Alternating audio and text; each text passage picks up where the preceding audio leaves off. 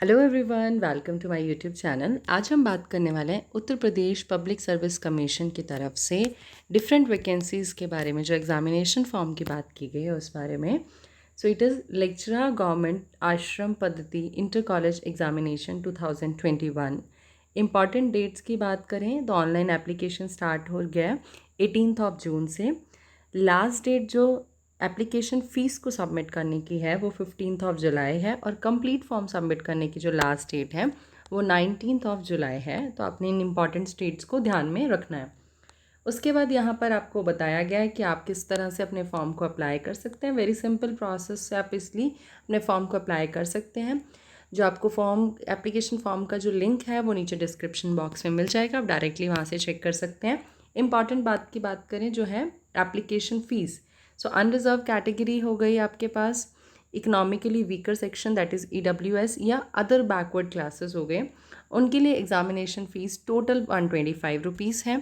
Schedule caste schedule tribe के लिए examination fee 65 rupees है। हैंडीकैप के लिए एग्जामिनेशन फ़ीस 25 है, और एक्स सर्विसमैन के लिए जो एग्जामिनेशन फ़ीस है वो टोटल 65 रुपीज़ है। यहाँ एक चीज़ आपको बताई गई है कि अगर आपके फॉर्म में मान लीजिए कोई प्रॉब्लम होती है तो बिफोर लास्ट डेट आप अपने फॉर्म में जो एडिटिंग है वो कर सकते हो। कैसे कर सकते हो? आपको एक ऑप्शन मिलेगा मॉडिफाइड सबमिटेड एप्लीकेशन, उस पर जाके आपने क्लिक करना है। वहाँ से अगर कोई भी फॉर्म में प्रॉब्लम हुई है तो वहाँ आप उसको ठीक कर सकते हैं। नेक्स्ट बात करते हैं वैकेंसीज़ के बारे में। फिज़िक्स की जो टोटल वैकेंसीज़ हैं 30 वैकेंसी हैं। अनरिजर्व कैटेगरी के लिए 12 हैं, EWS के लिए 3 हैं, OBC के लिए 9 हैं, SC के लिए 6 हैं। केमिस्ट्री की बात करें, टोटल वैकेंसी 26 हैं। अनरिजर्व कैटेगरी के लिए 11 है, EWS के लिए 2 है, OBC के लिए 6 है, और SC के लिए 6 और ST के लिए 1 वैकेंसी है। एंड रेस्ट ऑन आप देख सकते हैं इजीली। बायोलॉजी मैथ्स के बारे में भी बताया गया है। पे स्केल की बात करते हैं 9300 से लेके 34,800 तक है। ग्रेड पे जो है 4800 है। लेवल 8 का आपको पे स्केल यहाँ पर मिलने वाला है। सो यहाँ पर आपको रिजर्वेशन के बारे में बताया गया है कि कौन सी कैटेगरीज रिजर्व कैटेगरीज में आने वाली हैं, क्या क्राइटेरिया रहने वाला है। नेक्स्ट है conditions of eligibility. Age relaxation की बात भी यहाँ की गई है, but in case of emergency commission या शॉर्ट सर्विस कमीशनड ऑफिसर तो यहाँ आप अपने अकॉर्डिंग इसको चेक कर सकते हैं। मैरिटल स्टेटस की बात भी की गई है तो उसको भी आप यहाँ पर देख सकते हैं। हम मेन बात करने वाले हैं एजुकेशनल क्वालिफिकेशंस के बारे में।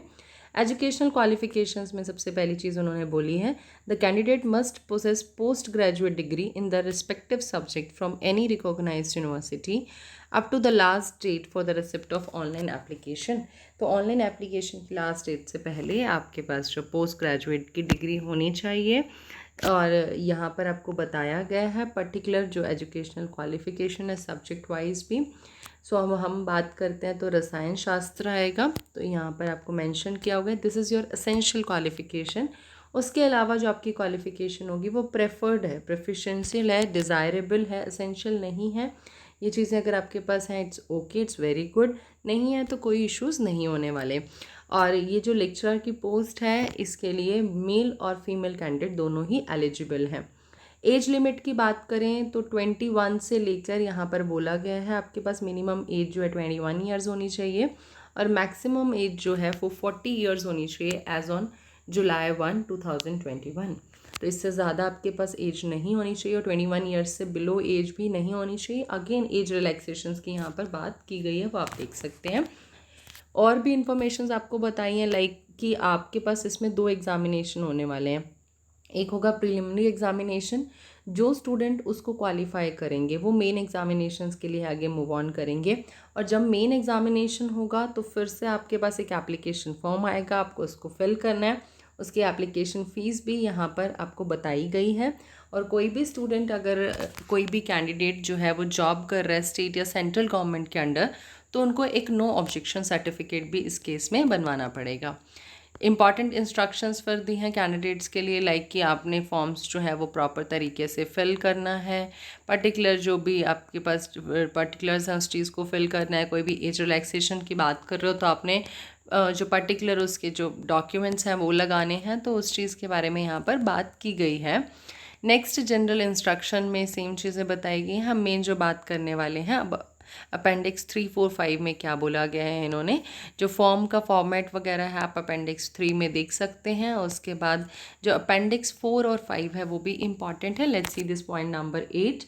जो प्रोसीजर है relating to uploading scan photo and signature वो अपेंडिक्स 1 में दिया हुआ है। Name of the district for the examinations आपको अपेंडिक्स 2 में अवेलेबल है। And the perform of caste certificate for different reserve categories वो अपेंडिक्स 3 में दिया हुआ है। नेक्स्ट इज इम्पॉर्टेंट, जो प्लान ऑफ एग्जामिनेशन है और प्रिलिमिनरी एग्जामिनेशन का जो सिलेबस है वो अपेंडिक्स 4 में है, और जो मेन एग्जामिनेशन का जो सिलेबस है वो अपेंडिक्स 5 में यहाँ पर मेंशन किया गया है। डिटेल एप्लीकेशन फॉर्म की इन्होंने बात की है कि आपको किस तरह से एप्लीकेशन फॉर्म भरना है, क्या क्या चीज़ें यहाँ पर फिल करनी है। यहाँ आपको बताया हुआ है अपेंडिक्स 1 में कि साइज़ क्या होना चाहिए फ़ोटो का, किस फॉर्मेट में होनी चाहिए, और सिग्नेचर का क्या साइज़ रहना चाहिए। अपेंडिक्स 2 में जो डिस्ट्रिक्ट्स हैं जहाँ पर एग्ज़ाम होने वाला है वो लखनऊ और प्रयागराज है, ये आप ध्यान रखिएगा। उसके अकॉर्डिंग जो है डिस्ट्रिक्ट्स के अकॉर्डिंग सेंटर्स बनेंगे, सेंटर्स चेंज नहीं होंगे। जिस हिसाब से एप्लीकेशंस आएंगी उस अकॉर्डिंग जो है वो सेंटर्स बनाए जाएंगे। अपेंडिक्स 3 की बात करें तो वो जैसे कास्ट के बारे में बताया था उसके सर्टिफिकेट्स हैं। हमारे पास जब मेन बात करने वाले हैं वो अपेंडिक्स 4 की बात करेंगे हम, जिसमें ये बताया हुआ है प्रिलिमिनरी एग्जामिनेशन का जो सिलेबस क्या होने वाला है। तो इन्होंने यहाँ पर बताया है कि जो preliminary examination that is your प्रारंभिक परीक्षा, उसके लिए जो योजना और पाठ्यक्रम की बात की गई है उसमें टोटल 120 क्वेश्चंस रहने वाले हैं, जिसमें आप जो सब्जेक्ट चूज़ कर रहे हो उसके 80 क्वेश्चंस होंगे और जनरल स्टडीज़ के 40 क्वेश्चंस होने वाले हैं। और इसका टाइम जो होने वाला है वो 2 आवर्स है, और टोटल मार्क्स 300 मार्क्स का ये पेपर होगा। तो जनरल स्टडीज़ में आपको इन टॉपिक्स को कवर करना है, तो आप ध्यान रखिएगा, अपनी प्रिपरेशन इस अकॉर्डिंग करिएगा। नेक्स्ट जो ऑप्शनल सब्जेक्ट जो आप वैकल्पिक विषय चूज़ कर रहे हो या अपना सब्जेक्ट चूज़ कर रहे हो उसका जो सिलेबस है प्रीलिमिनरी एग्जामिनेशन के लिए वो भी आप मेन एग्जामिनेशन के थ्रू ही रेडी कर सकते हो, वही सिलेबस रेडी कर सकते हो। अपेंडिक्स 5 अब जो प्रीलिमिनरी एग्जामिनेशन को क्वालिफाई कर लेगा उसके लिए अब ये अपेंडिक्स 5 की बात होगी। जो मेन एग्जामिनेशन है उसका क्या फॉर्मेट रहने वाला है, 2 इसमें क्वेश्चन पेपर होने वाले हैं। फर्स्ट क्वेश्चन पेपर सामान्य हिंदी और निबंध की बात की गई है, परंपरागत, और इसमें जो टाइम रहने वाला है वो 2 आवर्स रहने वाला है। टोटल मार्क्स 100 मार्क्स होंगे। और जो सेकंड आपके पास क्वेश्चन पेपर है वो आपके सब्जेक्ट का होगा, जिसमें 3 आवर्स का ये टाइमिंग होगा, और जो टोटल मार्क्स हैं यहाँ पर वो 300 मार्क्स हैं। हिंदी के लिए आपको यहाँ सिलेबस बताया गया, हिंदी के निबंध की जो बात की गई है वो सिलेबस यहाँ पर आपको मेंशन किया गया है। अब ऑप्शनल सब्जेक्ट की बात करते हैं, दैट मीन्स योर जो मेन सब्जेक्ट है उसकी बात करें तो यहाँ पर फिज़िक्स का सिलेबस दिया हुआ आप चेक कर सकते हैं। Chemistry starting from physical chemistry यहाँ पर मेंशनड है, liquid state, solid state, thermodynamics, main means important topics like chemical equilibrium, electrochemistry, inorganic chemistry में आपके पास जो है हाइब्रिडाइजेशन हो गया, न्यूक्लियर रिएक्शंस हो गई, मेन ग्रुप एलिमेंट्स हो गए, D block, bio inorganic, F block, organic chemistry हो गई यहाँ पर। तो इस अकॉर्डिंग आपने अपने सिलेबस को रेडी करना है। Biomolecules chemistry in everyday life. तो this is your all over syllabus for preliminary examination as well as on the main examination. जैसे आप प्रीलिमिनरी क्वालिफाई कर लोगे फिर आपको और अच्छे से तैयारी करनी है इस एग्जामिनेशन के लिए, सो दैट आपका जो मेन फोकस होगा नेक्स्ट टाइम सब्जेक्ट के पे भी होगा, और साथ में जो इन्होंने मेंशन किया है जो फर्स्ट पेपर है इसका 2 आवर्स का हिंदी वाला, उस पर भी आपको इक्वली फोकस रखना पड़ेगा। फिर उसके बाद आप यहाँ पर क्वालिफाई कर सकते हो। सो होपफुली ये वीडियो आपके लिए काफ़ी हेल्पफुल रही होगी। Stay tuned for more such videos.